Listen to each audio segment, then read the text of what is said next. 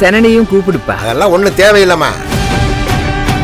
புலிகேசி கேங்க அவங்க ஸ்மெல் பண்ணி இறங்கிடுவாங்க. நம்ம நாளைக்கெல்லாம் கிளம்பிடலாம். ஜீவானந்தன் சாருக்கு ஃபோன் பண்ணி பார்க்குறியா?